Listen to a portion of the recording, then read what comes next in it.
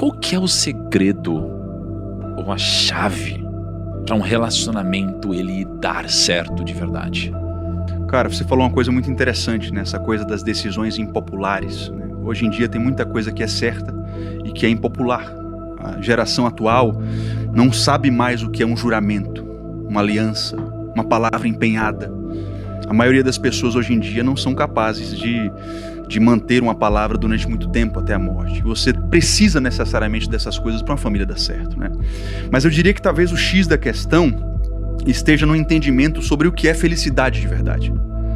Eu acho que o homem pós-moderno entende felicidade de uma forma muito materialista. Ele entende que vai ser feliz por conquistar isso, conquistar aquilo, por alcançar status, por alcançar fama. E quando você alcança essas coisas, você simplesmente descobre que elas não preenchem um vazio mais fundamental, que está mais profundo lá no seu coração. Você sabe muito bem do que eu estou falando, porque ninguém melhor para falar sobre sucesso financeiro do que você. Então, cadê a felicidade? Por que países com IDH absurdo de alto, como Noruega, são simultaneamente os países com maior índice de suicídios? O que é que está acontecendo?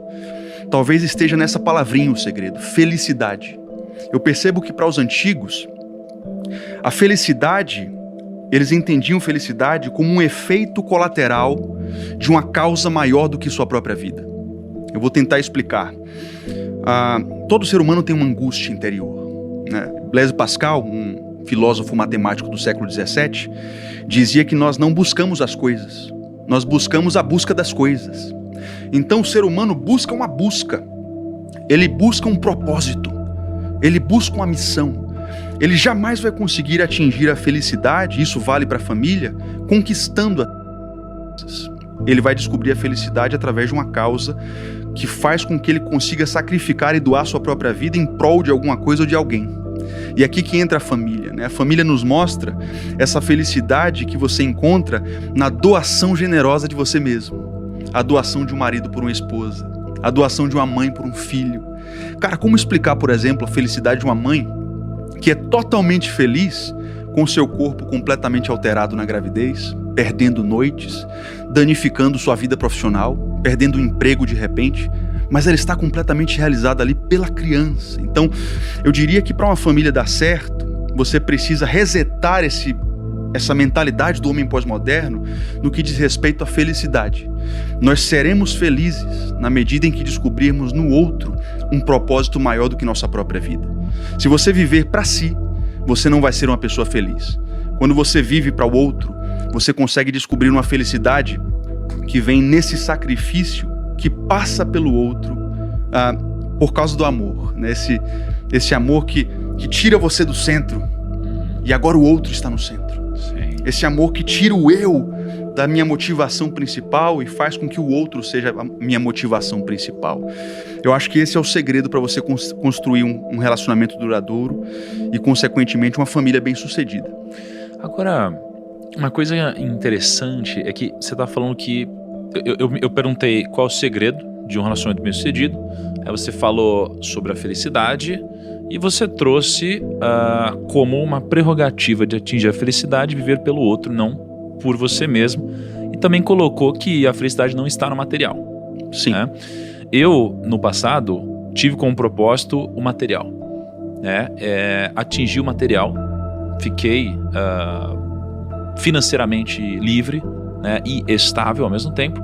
E aí eu percebi que não era aquilo, tinha algo a mais. Foi quando eu encontrei, né, algo maior, algo mais amplo, a espiritualidade. E aí depois disso comecei a perceber que não era isso que me traria felicidade, mas é uma consequência de viver uma vida com esse princípio acima de tudo. E aí comecei a perceber outras coisas na vida, uma delas a família, não é? E aí eu sempre tive uma reflexão onde se eu tivesse que priorizar a minha vida, eu priorizaria o trabalho acima de tudo, não é? Porque o trabalho para mim nunca foi o serviço, sempre foi uma obra, sempre Legal. foi o propósito de vida, não é? E aí eu sempre pensei que eu não deveria ser egoísta em viver só para mim ou para o outro, já que eu poderia transformar milhões de pessoas. Então meu propósito sempre esteve acima de tudo. Só que eu comecei a refletir e eu pensei o seguinte: como que pode alguém priorizar Deus acima de tudo se essa pessoa não conhece Deus? É difícil você falar que Deus está acima de tudo e ela não conhece Deus e ela dizer que não, mas Deus está acima de tudo. Ela não sente, ela não sabe o que é, não é? Sim. Então, com o passar do tempo e acho que um pouco mais de maturidade, eu comecei a descobrir e perceber outras coisas. E mais recentemente, eu comecei a compreender a família como um pilar que sempre foi extremamente importante na minha vida, mas como um pilar que seria difícil colocar algo acima disso. Por outro lado, eu tenho um lado meu que entende que colocar a família acima de tudo pode ser uma atitude egoísta também. Porque eu penso o seguinte, se eu posso transformar milhões de pessoas, por que eu transformarei poucas pessoas que estão ao meu redor? Isso é a minha razão dizendo. A minha emoção, ela não me deixa concordar com isso, porque a minha emoção acaba colocando a família acima disso. Como que eu colocaria algo acima das pessoas que eu mais amo na minha vida, não é? Então eu vivo nessa reflexão. E aí quando a gente então entende que a família ela é uma base extremamente importante, eu te pergunto de novo,